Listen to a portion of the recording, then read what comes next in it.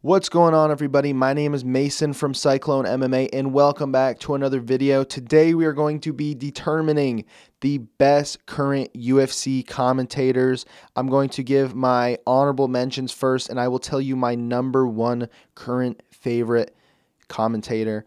And if you guys have your own opinions, let me know about it in the comment section below. I will tally up, the most popular answers, and I will put out a poll sometime in the next couple of days to determine who is the, audience awards favorite commentator. But this is my personal list, so get ready. Tonight, I'll be taking over the UFC Snapchat account, so send nudes.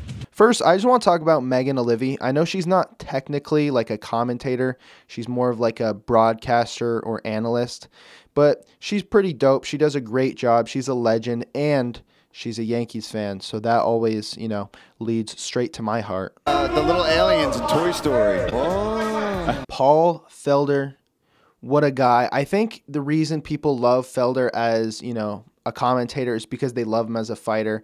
He always brings it. He always does his homework, and he always entertains, even if he does say cup check way too much. Seriously, Paul, I love you, man, but you got to calm down on the cup check thing. Actually, keep doing it. It's funny. Like, come on, dude. Michael the Count Bisping, what a guy. Super funny behind the mic. And the thing about Bisping is he's not afraid to call it as it is. He will talk shit about a fighter if he feels that that's what he has to do. And he recently got into like Twitter beef with some fighter because he was like shit talking him during the fight. I want to say it was Deron Winn. I could be wrong though. I think it was him. Anyways, Bisping is Bisping. He's brash, a little harsh sometimes, but is always really funny behind the mic. Can't say much other than wow. Dominic Cruz has a really, really good fight IQ and just understanding of the fight game. 90% of the things that come out of his mouth are genius, and the other 10% are really, really stupid. Don't get me wrong. I love Dom Cruz. Think he's a really smart guy, but that 10%, every once in a while, he just spews some BS, and people notice. And he's trying to win. He's trying to gas Khabib out. I'm pretty sure Conor McGregor was getting smashed. I'm like, hey, buddy. John Gooden. He's cool. That's the thing. John Gooden isn't around very often, but when he is around, he does a great job.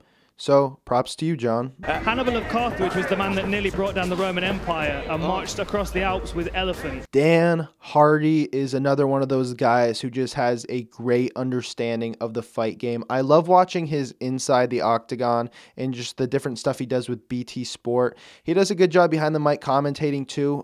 Specifically the Max Holloway versus Calvin Kattar fight. You can see video of Dan Hardy commentating that fight, and he's literally standing, so you can tell he's super into it. He does a great job with the analytical part of the game, but not number one. Sorry. My goodness. Oh my goodness. Y'all aren't going to be happy with me that I didn't put DC as number one. There's like a big group of people who just absolutely love DC. I'm part of that group. Don't get me wrong. I always say that Max Holloway is like every MMA fan's like cool brother, whether it be a little brother or older brother. DC is every MMA fan's dad. DC can be a little unprofessional behind the mic, but he really does bring dad vibes to every UFC event, and I think we just need a little bit more dad vibes in our life. Joe Rogan is not number one on the current pound-for-pound commentator list. I'm sorry. He just isn't. Don't get me wrong. Joe Rogan, overall, his career as a UFC commentator, he's probably the GOAT, right? I think we can all agree with that. But there's a big group of people out there thinking that Joe Rogan is no longer has it when it comes to the commentating game. I'm not quite in that boat yet. I think he's still got some years ahead of him of being a solid commentator. I think it's just one of those things. I think it's like anything else. You have your prime, and then you get past your prime and you're just not quite there. I think that's Joe Rogan. I still think he's a great commentator. I just don't think he has the edge that he used to have. Now it's time to announce the number one pound-for-pound active UFC commentator, John Anik. This is not your father's recap show. He's super fluent. He never says He's just really, really excited about each and every UFC event. It's like a kid with ADHD just waiting for it to be recess. He's passionate, he has great calls, and he really has the voice of a commentator. I recently made a joke that Jon Anik is no one's favorite commentator, but he's every single MMA fan's second favorite commentator. I feel like there is a level of truth here, because I feel like a lot of you are going to disagree with the Anik answer, and you're going to have like DC or Bisping or Joe Rogan as your favorite answer. But you guys know that Jon Anik is at least top 3, but he's definitely your number 2 option as best commentator. For that reason alone, I give him GOAT status. Not GOAT status, but current pound for pound number 1. I think really it's just the passion and love for the sport that he shows through his commentating that I love about this dude. He's just always like a kid in a candy shop. Like I said, commentators are just like fighters. Well, not at all. But, you know, some of them are in their prime. Some of them haven't reached their prime yet, and some of them are out of their prime. I think Joe Rogan's, on the decline. Anik's heading towards the peak. I don't even know if he's there yet. What if there is no peak for Anik? What if he just keeps being awesome? I don't know. I'm super biased. Jon Anik's the man. I think he's super cool. And I heard him swear in a clip the other day, and it just kind of horrified me.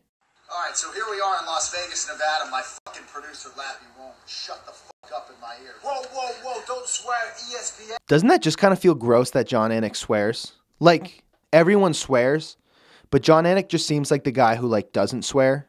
Then I checked out his podcast, and he definitely swears. It's not a bad thing, don't get me wrong. It's just, surprising to me. The only thing I can, relate what I'm feeling to is, you know how when you're younger and you're told that, drug dealers are, terrible people and they all suck? And then you get to, high school and, a couple of your friends are drug dealers? It's kind of like that. If you're not in high school yet, you'll understand what I'm saying soon. All right, guys, that's all I got for you today. If you enjoyed this video, be sure to leave a like below. And don't forget to tell me who your favorite commentator is in the comment section below. By the way, I left a poll out 2 hours ago as of the recording of this video. And I just asked a question. I was like, what type of videos do you guys like? I gave a few options. The 4th option, I said, nothing you do is good. I hate you so much. And I just left that. I'm like, haha, no one's going to click that. 22% of you guys clicked that. Not cool, guys.